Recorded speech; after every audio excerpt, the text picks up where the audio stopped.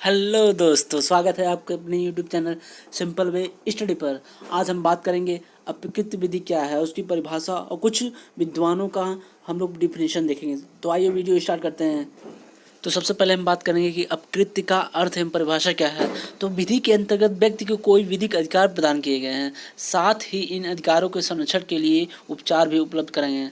दोस्तों यहाँ पर देख सकते हैं कि टाइपिंग कुछ गलत हो सकती है, यहाँ पर भी और आगे भी जाकर गलत है, तो इसको आप इग्नोर कर सकते हैं। ठीक है। उपचार विहीन अधिकार अर्थहीन होते हैं, इसलिए कहा जाता है कि जहाँ अधिकार हो वहाँ उपचार है।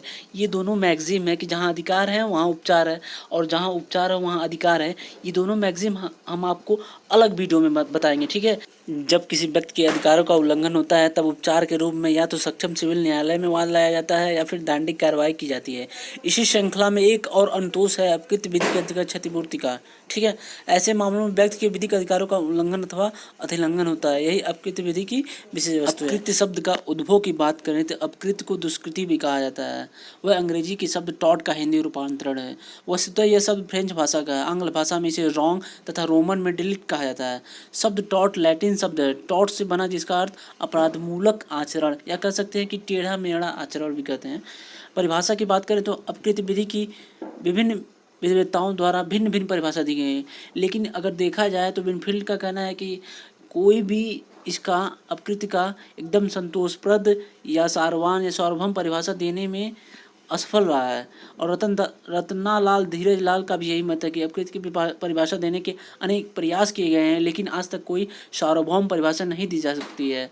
विनफील्ड के अनुसार बात करें तो अपकृत्य का दायित्व एक ऐसे कर्तव्य के उल्लंघन से उद्भूत होता है जिसे प्राथमिक रूप से विधि द्वारा सुनिश्चित किया जाता है और जो जनसाधारण के प्रति होता है, तथा इसका उल्लंघन निवारण अभिनिर्धारित नुकसान के लिए कार्रवाई द्वारा किया जाता है।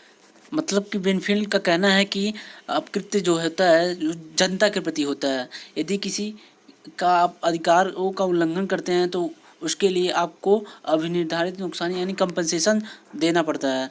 वही हम बात करें अगले जो विद्वान हैं फ्रेजर के अनुसार अपकृत्य किसी व्यक्ति के व्यक्तिगत अधिकार का सामान्य रूप से उल्लंघन है, जिससे उसे क्षतिपूर्ति का वाद लाने का अधिकार होता है। यानी कि अपकृत्य जो होता है इनके अनुसार जो किसी व्यक्ति यानी कि स्वयं के अधिकारों का उल्लंघन है, जो विधि द्वारा सभी को निर्धारित है, और इस अधिकारों का उल्लंघन के रूप में आप क्षतिपूर्ति आप न्यायालय में वाद लाकर प्राप्त कर सकते हैं। अपकृत्य के आवश्यक तत्व हैं, यानी कि एसेंशियल एलिमेंट की बात करें तो सबसे पहला आवश्यक तत्व है कि दोषपूर्ण कार्य किया जाना। यानी कि यदि हम दोषपूर्ण कार्य किसी के प्रति करेंगे तभी अपकृत्य होगा।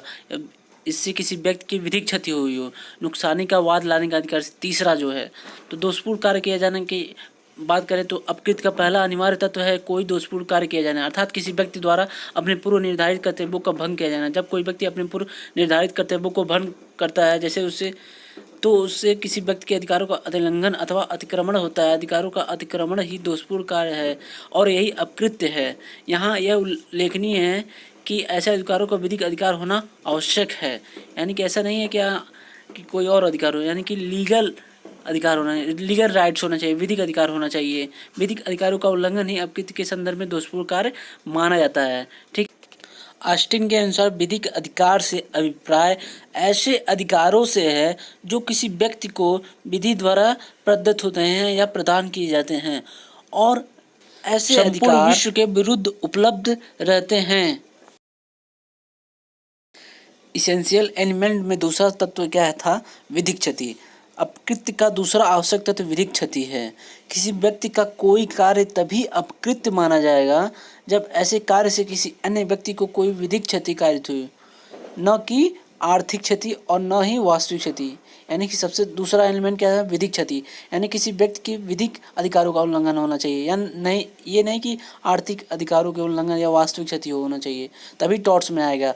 विधिक क्षति से क्या अभिप्राय है समझिए। किसी व्यक्ति के विधिक अधिकारों का अति उल्लंघन अथवा अतिक्रमण यह आवश्यक नहीं कि ऐसे व्यक्ति को कोई आर्थिक या वास्तविक क्षति कारित हो। दूसरे शब्दों में यह कहा जा सकता है कि किसी व्यक्ति के विधिक अधिकारों का उल्लंघन होना ही विधिक क्षति है। यह बिना हानि के क्षति इंजूरिया साइन डैमनम के सूत्र पर आधारित है। मैंने फिर से एक बार बता दूं कि मैं ये दोनों सूत्र जो है इंजूरिया साइन डैमनम साइन इंजूरिया उसकी अलग वीडियो बनाऊंगा, ठीक है। तो इस संबंध में सबसे फेमस केस क्या है, एसपी बनाम वाइट का। तो आइए जानते हैं कि इसका फैक्ट क्या है।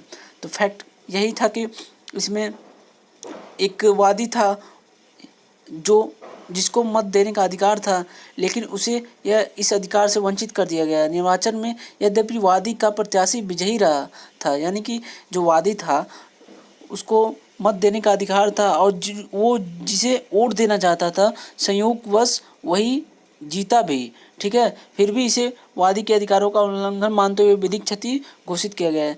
फिर भी न्यायालय ने इसे विधिक अधिकारों का उल्लंघन माना, क्योंकि उसे वोट देने के अधिकारों से वंचित कर दिया। तीसरा आवश्यक तत्व की बात करके नुकसानी का वाद लाने का अधिकार। अब कित का तीसरा आवश्यक तत्व है नुकसानी का वाद लाने का अधिकार। यह तत्व जहां अधिकार है वहां उपचार के सूत्र पर आधारित है। एसपी बनाम वाइट 1703 का केस है, जिसमें मुख्य न्यायाधीश होल्ट है, इसमें हॉल्ट नहीं है, होल्ट नाम था उनका न्यायाधीश का। यह कहा गया कि यदि किसी व्यक्ति को अधिकार दिए गए हैं तो ऐसे अधिकारों के संरक्षण के लिए कोई उपचार भी उपलब्ध होने चाहिए। अधिकार एवं उपचार दोनों एक दूसरे के पर्याय हैं। उपचारों के अभाव में अधिकार अर्थहीन है।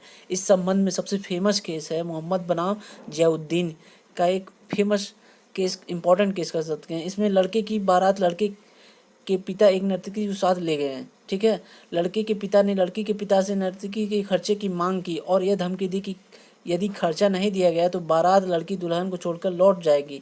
ऐसा ही हुआ, बारात दुल्हन को वहीं छोड़कर चली गई। लड़की के पिता ने लड़के के पिता के विरुद्ध विवाह के खर्चों, प्रतिष्ठा की हानि आदि के लिए नुकसानी का वाद दायर किया, जो एमपी का फेमस केस था। तो इसमें न्यायालय ने यह कहा कि नर्तकी के खर्चे की मांग करना, धमकी देना, खर्चा नहीं मिलने पर दुल्हन को छोड़कर चले जाना आदि अपकृत्यपूर्ण यानी कि टॉर्ट माना गया। यहाँ पे सुभा सिंह बनाम दविंदर कौर, सुप्रीम कोर्ट का मामला है 2011 का।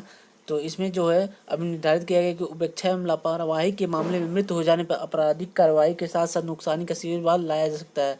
अपकृत्य विधि में अपकृत्य को सिविल दोष माना गया है। इसमें आपराधिक कार्रवाई के चलते नुकसानी का वाद लाने पर कोई रोक नहीं। न्यायालय ने यह भी कहा कि अपकृत्य के मामलों में नुकसानी की कार्रवाई किए जाने की परंपरा लगभग 150 वर्ष पुरानी है।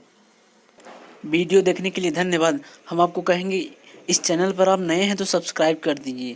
हम आपको इतनी बेहतरीन कंटेंट देंगे कि इस लॉ के माध्यम इतनी बेहतरीन समझाएंगे, शायद ही कहीं यूट्यूब पे मिलेंगे। धन्यवाद।